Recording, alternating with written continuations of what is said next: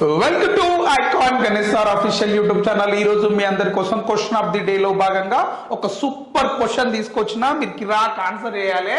Exam answer చేస్తారని నేను అనుకుంటున్నా. ఏంటి అంటే, మా కొద్ది నల్లదొరతనం గీత రచయిత ఎవరు అని చెప్పి నేను కమ్యూనిటీలో పెట్టిన మాక్సిమం చెప్తున్నా. ఈ 77 పీపుల్ రాంగ్ ఆన్సర్ చేసిన దీనికి సంబంధించి. అందుకే ఈ రోజు దీనికి సంబంధించినటువంటి ఎక్స్ప్లెనేషన్ ఇస్తున్నాను. మా కొద్ది నల్లదొరతనం గీత రచయిత ఎవరు? అందరు ఏమన్నారంటే గరిమెల్ల సత్యనారాయణ అన్నారు.